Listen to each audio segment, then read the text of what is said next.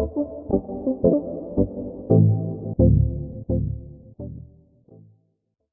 and welcome everyone to the Cross Cultural Couples Podcast. Hello, my name is Hamada El Hilali, and this is my wife, Erica El Halali. So today we're going to talk about a continuation of what we talked about in the previous episode. So if you want to start at that episode, you can. That's episode 4. But we're going to continue on with the 6 dimensions of culture.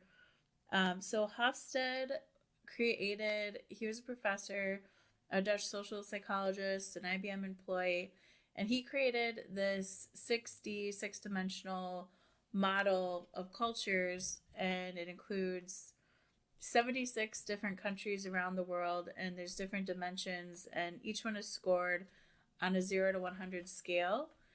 And what we've been doing is we're going into each dimension, talking about what each dimension is, and then we're going to go through 4 different countries, which are Denmark, Ireland, United States, and Morocco. Yes. So, and the reason we chose those is we obviously live in America, so we wanted to know that one. I was born in America, and Hamada is from Morocco, and then my family is from Ireland and Denmark, so I wanted to put those in there as well. So this is a good tool if you're traveling to a new country, if you have a coworker that you're interacting with from a different culture, maybe a neighbor or different friends, things like that. It's a helpful tool to give you some insight into what are the dimensions of that culture. Where do they score on that? Now, these are by no means the only things that go into that culture. This is just a good starting point and reference point. If you go to the website, it's www.hofstede, which is HOFSTEDE -insights, INSIGHTS.com/country-comparison. And we'll put that in the show notes. That'll be on our website at crossculturalcouples.com. We'll also put it out there on Instagram. Our Instagram is at crossculturalcouples. So make sure you follow us on there and check this out. So we are going to go to the second dimension of culture, which is individualism. So this one, I think we should actually start with the United States for this one. Okay.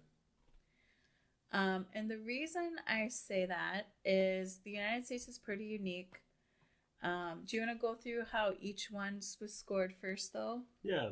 So the United States scored 91. Morocco. Well, let's do it like from the top to the bottom. So the United States scored 91. Denmark scored 74. Ireland scored 70. And Morocco scored 46. So as you can see, the United States, not a huge surprise, scored the highest on individualism. So what is individualism to Hofstede? What does this dimension, what is it all about?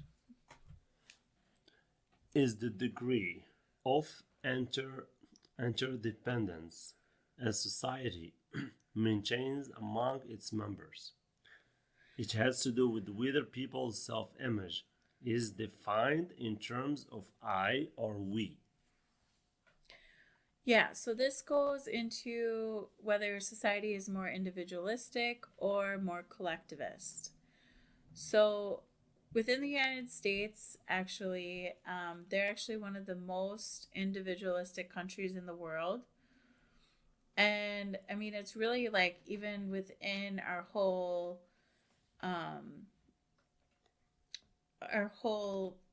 foundation, the whole starting of America with liberty and justice for all. I mean, that whole notion of freedom, liberty, especially individual liberty, is so important. It's been indoctrinated in our laws, in the founding of America. So it's not a huge shock that America is more individualistic than a country like Morocco. So within the United States, there definitely place a emphasis on individual rights in terms of how law is structured, how business is structured. There's also a component of um, geographic mobility. So if you think about in America, like for example, we moved from Minnesota to California. It's not that unusual for people to just uproot and leave. And a lot of that is just in our history. Everybody, unless you're Native American, everybody who is here is from an immigrant background. At some point, their ancestors came from somewhere and moved here.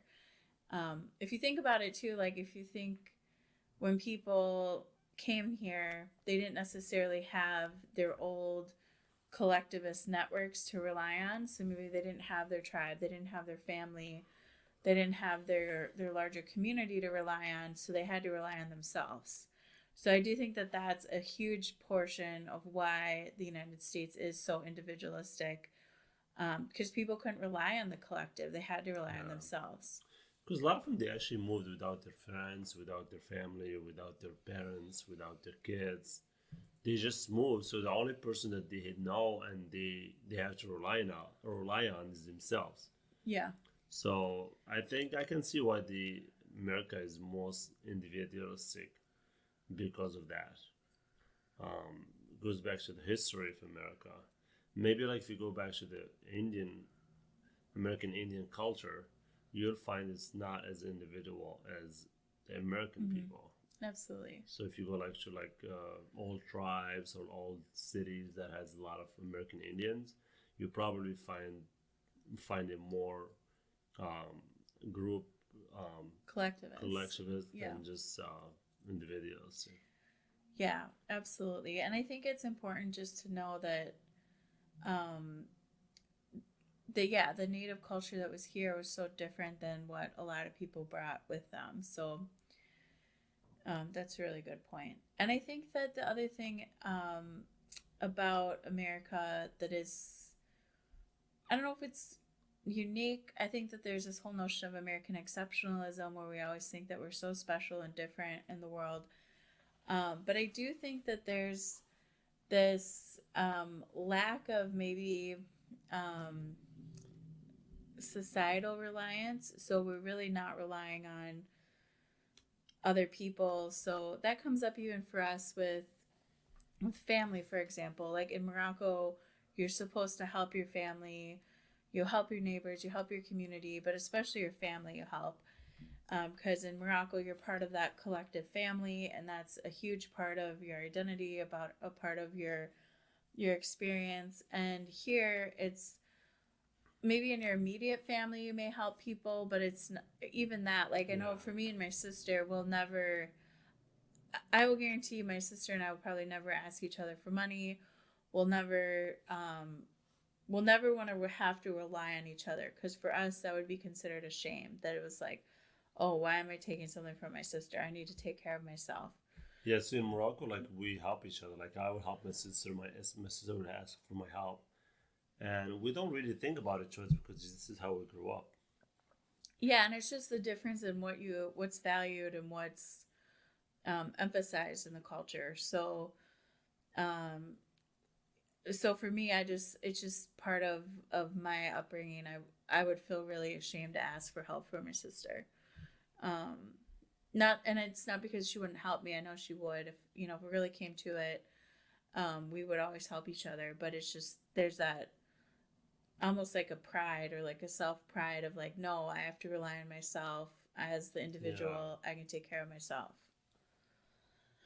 I also think too that this even applies to friendships. Like in Morocco, I think people help their friends more than they do here. Even Like sometimes in Morocco, you'll be having dinner with your mom and dad and and your family, and somebody will just show up. yeah, Like was just like, for example, like my neighborhood would just knock on the door and come in and sit down and have lunch with us. yeah, Yes, I know it would be weird here, but back home it's different. yeah. And I think that even here, like there's this fear of like the government coming in and taking care of you because there's like this fear of like somebody's taking care of you or helping you, that's then somehow taking away your individual freedom.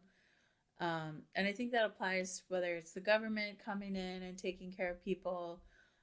And so that's one of the reasons we don't have a strong social safety net, or whether it's um, like a family member. So like if my mom or my parents or somebody came in and helped me, there'd be this sense of, oh, well, now I owe them something, or they have some kind of power over me, and I don't want anybody to have power over me. I want to be independent and self made. So I do think it even goes back to to that dynamic too of like, well, I don't want to take help from anybody because that means I owe them something, and I don't want to owe anybody nothing. That's Yeah, just the mentality. very So true. so yeah, so that was individualism for America. The next one on the list Is was Denmark. Denmark. Denmark scored 74. Remember, America got 91. Denmark scored 74, which is still individualistic, but not as strong as America. Um, Yeah, and I think that this one is interesting because they scored a 74. They're still considered individualistic, but I think that means that they have more of a loosely knit social framework. So they're not necessarily expected to take care of other individuals as mentioned. as much as like maybe in Morocco. Um, and I think also too that um, it's interesting because the government takes care of people. You don't really need to like help other people. So that's kind of an interesting dynamic where like you wouldn't necessarily even need to go to somebody and ask for help. You can go to the Yeah. government. Is that So it's why it almost scored? like Is that why it scored 71? Do you think if the government didn't help, it would score less? Because it's close to Europe. 74. Yeah, I feel like it might score. Yeah, that's an interesting point. I think if the government didn't help, then you'd almost have to have more people helping each other. Yeah, So I think that's an interesting point too. yeah, that's true. Yeah. So let's move to Ireland. They are 70, so they're pretty close to Denmark. They're slightly less individualistic. I mean, I will say one of the reasons why I'm not surprised Ireland is less than the US or Denmark even is just there's a huge a huge part of Irish identity is the family, as far as a lot of people have big Irish Catholic families, Mm. and when you're in that family network, you are part of that family. So that's a formal network, or a network of people that you belong to. Overall, though, they're still individualistic. They're just not to the degree that America or even Denmark are.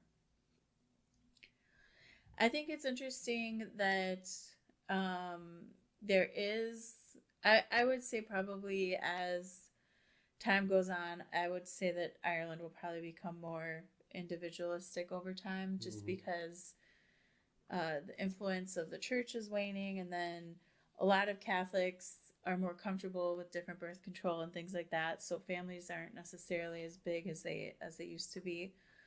I know even in my own family, most of even though I came from, my mom was the youngest of seven. Um, Most of the cousins have not had the big families that the generation above them had. So I mean, there's still some of it, but not as much as there was. So I think that just people in general are having smaller families. Being part of a big family isn't as much of a common occurrence as it used to be. Mm. Is it because of the extra costs or what? Or just people don't want to have a lot of kids? I think a lot of it has to do with the role of feminism and female empowerment. I think when women can make decisions over their reproductive rights, they don't necessarily want to have 10 kids because they know not even just money that you can give your kids, but the time and the energy you can give your kids, the amount of just hours in the day to read books, to do projects, to do anything with your kid is less the more kids Difficult. that you have. Yeah. So, But even like the cost of daycare, for example, like daycare is expensive. It's like just paying for one kid would be like $1,200 average probably. but if you think about what's going on in a lot of countries in Europe that have more affordable childcare, Yeah. there's more of those social safety net programs than in America. They still aren't having, like, you don't see like women of Denmark having 10 kids, even though they can So afford it's it. not the cost. I don't think it's just the cost. I think it's the energy, Mm. the time, even just the impact on your health. Every time you have a pregnancy, go through the childbirth, and the wear and tear on your body just as a woman is really hard. And so I do think that that's probably more of a factor than Yeah. just money alone. You're right. I mean, you might have people who would decide to have, maybe they'll have one and they're going to decide to have two, or they have two and they might just have to have three, but you're not going to see somebody who maybe only wants to have two kids suddenly, oh, well, I can afford it, so I'm going to have 12 kids. Yeah. Like, it's a big undertaking. That is true. So, Good point. yeah. So, let's talk about Morocco. So Morocco scored 46. And that's low compared to other countries. And technically, they're not as collectivist as some of the other countries on the list. They're definitely, at a 46, considered a collectivist society, but maybe not as much as some of the other countries out there. And I think that this can manifest, though, in different ways. So there's definitely more longer term commitments between people. So I noticed this with you, like when we go back to Morocco, I mean, you haven't lived there since what, 2008? And like we'll just be walking down the street and people will come up and they'll remember him and they'll talk with him. And that relationship is so important in Morocco. It is. And it's almost like lifelong in a lot of ways. Yeah, it is a strong relationship. I still talk to a lot of friends that grew up with me. Like I keep like a good relationship with them. Yeah, even your friends who've gone around the world. So he has a friend who lives in Paris now. We've gone and visited him in Paris and Yeah, everything. Talk to him. Yeah, and yeah, so I just think that those relationships are kind of like once you form them, they're there for a long time. I also think that loyalty is such a big part of that component as far as there's a sense of if you do have that relationship with somebody, if you're part of a family, you're loyal to that family. And so like if you do something out of the norm, it has to be only for that family. So like I as an individual can't just say, well, this is how I want to be, so whatever. But if I say like I'm going to do this and it's against the normal rules of society, but I'm doing it for my family, then I think it's more understood. Yeah. So even like the motivations for why you do something, it has to always go back to how are you supporting that collective group of people and that network that you're a part of. And I think that there's just a stronger sense of responsibility that you have towards other people. Like if somebody needs something, there's that sense of, oh, I have to figure out a way to help them. Yeah, because he does the same thing for you. Yeah. You know, like if something, it's not just about you; it's about them helping you too. So it goes back and forth. I noticed that with you too. Like just in general, if somebody needs help with something. So like yesterday, one of our neighbors' car wouldn't start. Hamada immediately was like, let's figure out a way to help them. And my thought is, oh, like I mean, obviously I want to help people, but I'm not as strong to like let's just drop everything and go help somebody, because I still am kind of in that mindset of individual reliance. Like, nope, they'll figure it out on their own. Like, I have to take care of myself and my family, and that's it. Like my immediate family. And so I do think that you naturally just tend to see what's going on around you more, and saying, oh, this person needs help, let me go help them. Yeah. I think too that it comes up with I see it with a lot of stuff with like the differences, even with like how our family will interact with each other, as far as people maybe express their own individual emotions more in my family versus in your family. It's like, well, if I express this emotion, how is that going to impact the whole group? Yeah. So Yeah, it's interesting how like the countries differ from others. Like you said, in Morocco, like we focus on the results of the whole group. Like, okay, we're a group, we're gonna figure this out, and we're gonna come together and do it.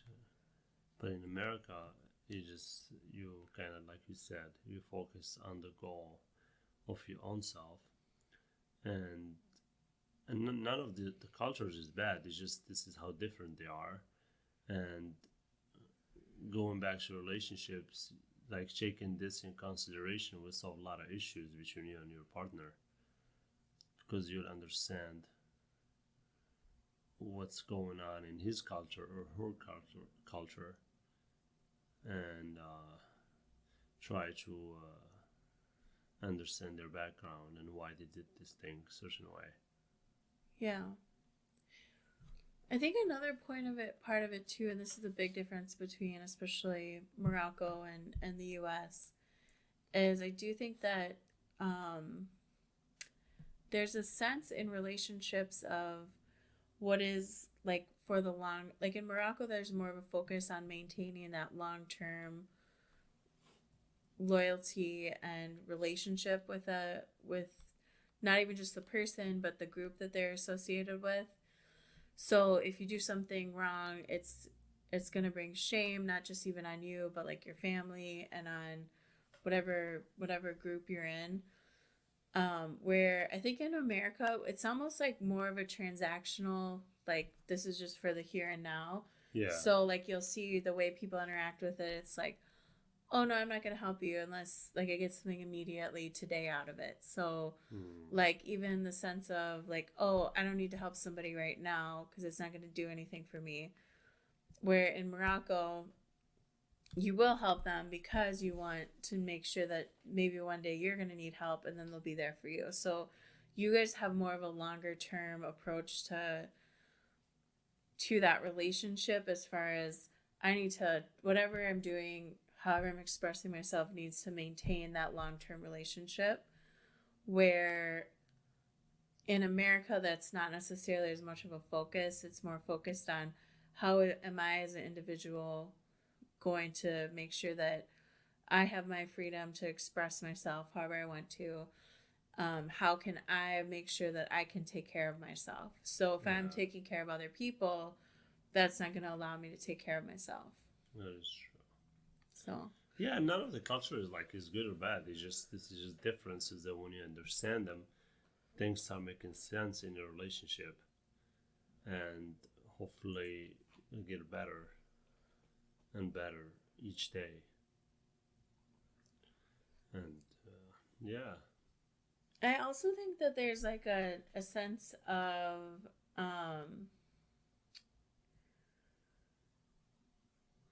there's like a sense that there's in America this, I don't want to say it's like an apprehension towards collectivism, but you see it even like in political rhetoric and just values we even teach our kids about. We don't necessarily want to put that individual freedom at risk. So whether that's the way you see different political debates form, so like healthcare for all, you'll see one side saying, well, we need to make sure everybody has health care. And then the other side will say, well, no, that's going to take away somebody's freedom because now you're having the government interact in things. And then they'll say, well, if the government doesn't intervene, that hurts the individual because their pre-existing conditions aren't upheld. So you see even the way the issues are framed are in this notion of how do we protect the individual instead of, oh, how do we ensure that the collective good is upheld. Yeah. So I think that's that common good is not necessarily talked about as much in America because it's all about protecting that individual right. But I think like individualistic culture, which is the US, it helps the economy so much because think about it. If you're individualistic and you care about yourself and you want to take care of your own self, you go buy your own car. And your sister will buy her own car. Your mom will buy her own car. Like in Morocco, they just buy a car. So there's only one sale of a car in the whole family. For example, like insurance for the car. You have 3 insurances on the car, you and your sister and your mom.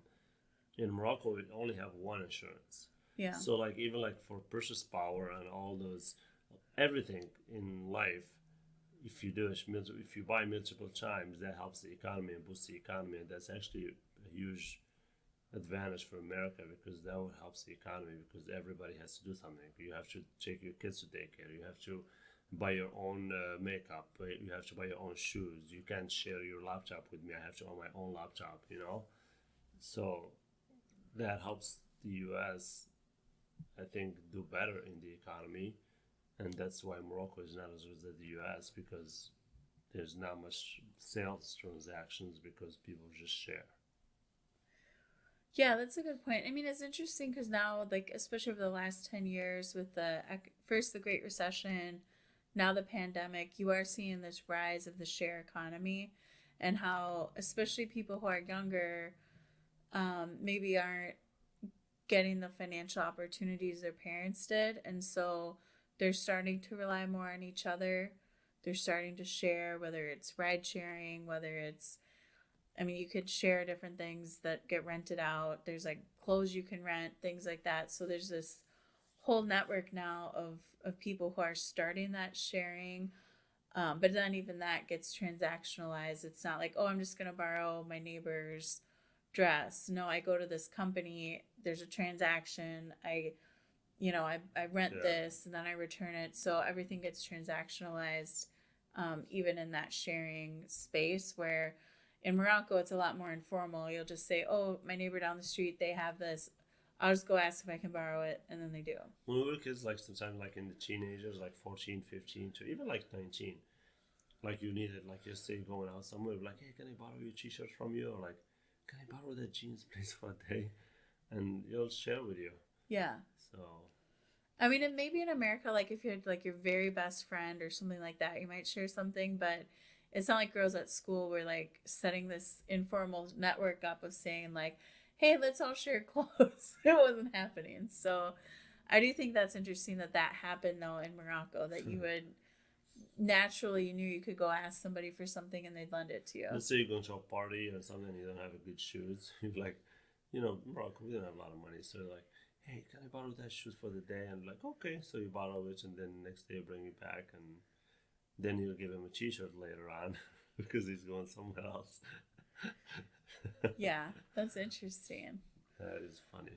Well, and it's interesting to see it'll be interesting to see how the sharing economy takes off in America, if it still stays transactional or it's going to be really interesting. I do see that there's just more tendency towards a collective value or like a value of placing the common good maybe even above the individual with maybe millennials and younger.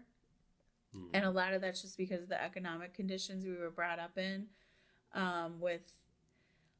like I myself graduated in the Great Recession, so that wasn't a great time to graduate. So a lot of the things we were taught about, you have to rely on yourself, you can't rely on other people, A lot of us had to rely on other people. A lot of us are still living at home. A lot of us have roommates. A lot of us have different living arrangements where we're not necessarily just in our own single family houses like maybe our parents' generation was. So it's going to be interesting to see if that individualism shifts or changes, especially with the high cost of living. I mean, for us living in Minnesota was more affordable, way more affordable than California. So we still have a single family household that we're living in here, but it's I can see where, especially if you don't have both people working or you have people that are underemployed or with the fact that the minimum wage hasn't gone up, things like that, there's definitely more pressure on that individual to just be able to outwork. It's like if they just work harder they'll make it, isn't necessarily the case anymore. So I think that'll be interesting how that dynamic shifts. I agree. Yeah. And it'll be interesting too how Morocco shifts. Like as Morocco, I've noticed Morocco's economy has changed just in the last 15 years since I first went to Morocco. There's a lot more investment on infrastructure. They've built huge highway systems up. They've built the largest port in Africa in Tangier. Like there's been a lot of infrastructure investment in Morocco, and people are getting different jobs that are coming in, things like that. So it's going to be interesting how that dynamic changes if more people can go out and get jobs in Morocco. They don't necessarily need to rely on that family unit anymore. How that could change if Morocco becomes more individualistic than they were in the past. Yeah, it's interesting. So, and that's a good point. Culture isn't stagnant. It doesn't just stay the same. Different factors will influence it in different ways. So, this tool is just a helpful tool just to give you some insight into where a country is at, how it may be impacting your own relationship, how those dynamics are playing out. Mm-hmm. So, if you would like a link to it, you can go to our website at www.crossculturalcouples.com. And you can also reach out to us on Instagram at crossculturalcouples. Make sure to subscribe to our podcast so that you can hear the next installment. We're going to be going through the other 4 dimensions, which are masculinity, uncertainty avoidance, long-term orientation, and indulgence. So stay tuned for those future podcasts. We'll be coming out with those shortly. And please reach out to us if you have any topics that you'd like us to discuss. If there's any comments, any questions you have, we'd love to connect with you. Yep. Thank you so much again, and we will talk soon. Thank you. Bye-bye.